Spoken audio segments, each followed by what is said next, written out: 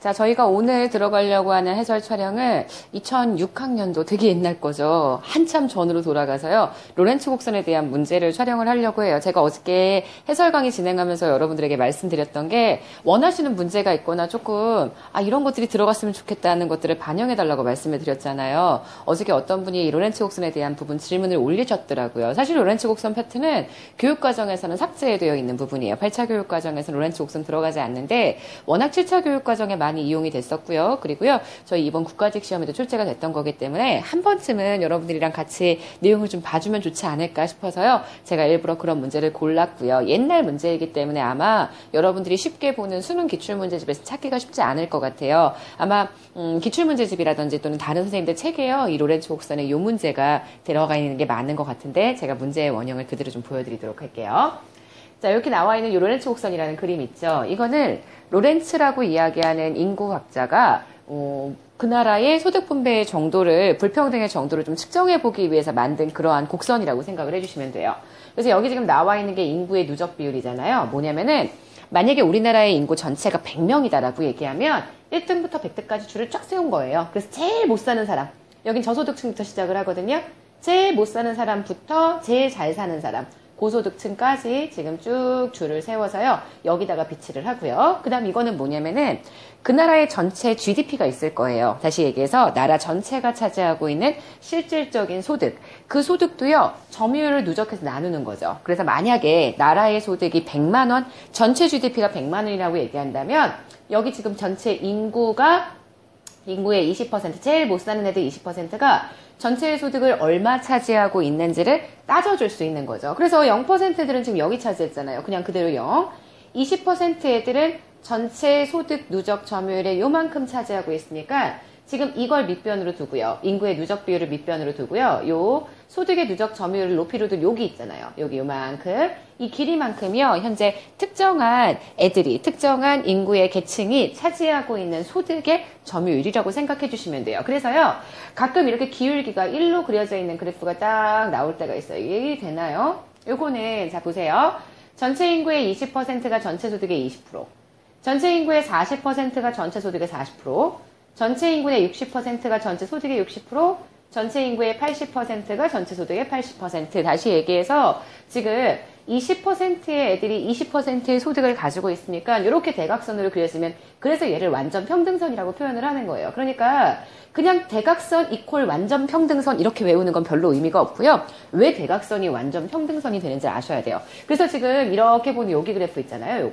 요거는 전체 인구의 0%부터 제일 마지막 99.999 여기까지는 소득이 하나도 없어요. 그러니까 수평선이 되는 거죠. 그러다가 여기 제일 마지막에 제일 잘 사는 사람 있잖아요. 걔가 쭉 올라가는 거예요. 그러니까 이거는 완전 불평등선. 그래서 로렌츠 곡선은요.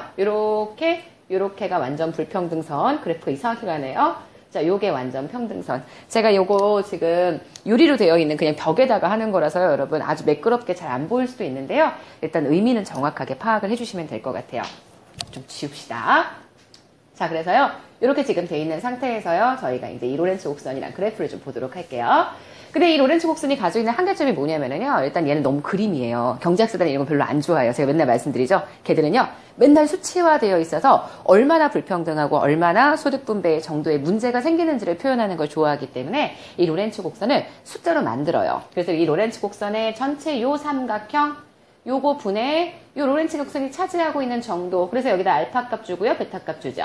전체 알파 플러스 베타 전체 삼각형에서요. 알파가 차지하고 있는 면적 이렇게 해서 숫자를 구해줄 수가 있는데요. 그 숫자가 진위계수예요.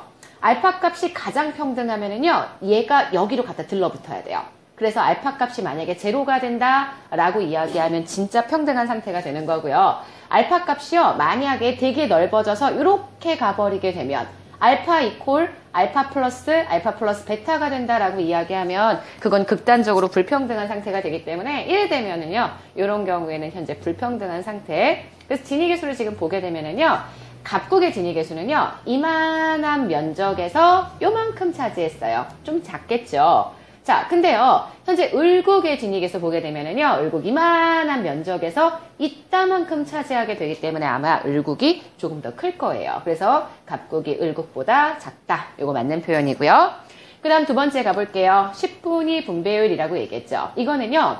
지금 보는 이 진위계수는 전체의 소득 분배 정도를 그래프로 표현한 거예요. 근데 10분위 분배율은 딱 집어서 상위 제일 잘 사는 사람들 20%, 그 다음 하위 제일 못 사는 사람 40%의 소득 분배의 정도를 측정하는 지표예요. 그래서요, 지금 각국을 봤더니 각국은 제일로 잘 사는 애들, 자 볼게요. 그래프 전체를 다 씌우고요. 각국은 지금 제일 잘 사는 애들 20%는 여기잖아요. 걔네가 얼마 차지하냐면은 80% 애들이 여기 차지해요. 60 차지하죠. 100% 애들이 지금 여기 차지해요. 그럼 다 해서 얼마 차지하는 거냐면 각국에서 상위 20%는 40만큼 차지하게 되고요. 하위 40% 얼마 차지하냐면 지금 이만큼의 애들이요. 0% 여기서 출발하고요. 40 애들이 20만큼 차지했으니까 요만큼. 요 길이만큼이 소득의 점유율이라고 보실 수 있거든요. 그러니까 40분의 20, 2분의 1 되는 것 확인하실 수 있는데 그에 비해서 현재 을국은 어떻게 되느냐? 을국은 하위 이 40%가 차지하는 크기는 똑같아요. 지금 을국의 로렌츠 곡선도 이렇게 그려지는 거 보이시죠? 그러니까 똑같이 20만큼을 차지하는데요. 상위 20%가 얼마를 차지하냐면요. 자, 볼게요. 자, 을국 같은 경우에는 상위 20% 애들이요. 80%가 지금 여기 차지했거든요. 자, 근데 100%가 지금 여기 차지했죠. 그럼 이 길이만큼 차지하게 되는 거죠. 그러니까 얼마 차지하는 거냐면요. 60만큼 차지하게 된다 보실 수 있어요. 그러니까 현재 을국 같은 경우에는 오히려 3분의 1. 그래서 갑국이 을국보다 조금 더 큰 것을 확인하실 수가 있을 거고요. 3번이에요. 중위 40%에서 80%라고 이야기를 했죠. 그러면 중위 40에서 80% 봅시다. 이렇게 봐주시면 되는 거예요. 40에서 80. 자, 여기 인구라고 이야기한다면 인구의 소득 점유율. 현재 갑국은요. 40% 애들이 여기 차지했어요. 자, 80% 애들이 여기 차지했으니까 지금 이만큼을 차지하고 있는 상태예요. 갑국의 인구의 소득 점유율은요. 전체 40%가 되고요. 을국 같은 경우에는 현재 요거보다 조금 더 이렇게 가잖아요. 자, 그래서요. 지금 보시는 40%가 여기 차지했는데요. 80%가 여기 차지하고 있는 거 보니까 이렇게 요 줄. 그래서 20만큼을 차지했다라고 보실 수 있겠죠. 그래서 갑국이 더 높은 것을 확인할 수가 있고요. 4번이에요. 이건 되게 당연한 표현이에요. 만약에 갑국이요. 누진세제와 복지정책을 강화한다? 그러면 진위계수는 작아지게 된다. 진위계수가 작을수록 평등한 상태이기 때문에 지지계수는 반드시 작아지게 될 것이다. 볼 수 있고요. 상대적으로 10분위 분배율은요. 지금 보시면 20%부터 40% 상위가 분모에 들어가 있고요. 하위가 분자에 들어가 있기 때문에 지금 하위 숫자가 좀 더 커지게 되면 훨씬 더 평등한 상태가 된다고 볼 수가 있겠죠. 그래서 커진다 그러면은 요거는 평등. 그래서 우리가 정리할 때 진위계수는요. 숫자가 작을수록 평등하다 이렇게 표현하고요. 그 다음 10분위 분배율은요.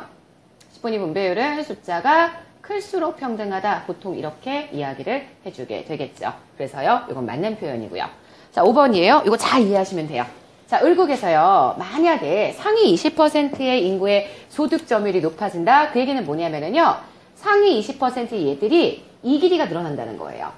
다시 얘기해서 이걸 직각삼각형의 밑변이라고 얘기한다면 높이 부분이 더 늘어나게 되는 거라고 볼 수 있죠. 그래서 만약에 상위 20%의 인구가 전보다 더 많은 소득 점유율을 차지하게 된다. 그래프는 이렇게 움직이게 될 거예요.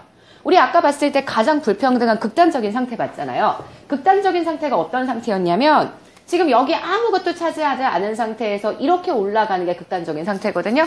기울기가 완전 가파른 것 확인하실 수 있죠.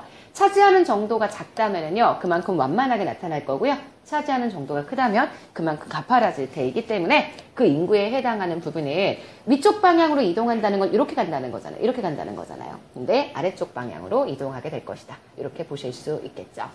사실 지금 보시는 67번 문제는요. 로렌츠 곡선의 전체적인 내용들을 싹 다 정리하기 참 좋은 문제예요. 그래서 여러분들이 로렌츠 곡선 그리고 진위계수 10분위 분배율까지 소득에 관련된 지표들을 조금 정확하게 익혀주실 필요가 있고요. 이 로렌츠 곡선에 대한 내용들을 해석하는 이 부분만 정확하게 하실 수 있었다면 저희 2015 국가직 문제도 아마 수월하게 보실 수 있지 않았을까라는 생각이 들어요. 제가 로렌츠 곡선을 몇 번 더 연습하려고 하거든요. 그러니까 여러분 참고해 주시고요. 이렇게 질문 있는 문제들은 매일매일 올려주시면은요. 제가 매일매일 좀 다르게 해설하게 촬영하도록 하겠습니다. 여러분 저희 17번 문제는 여기까지 보도록 하겠습니다.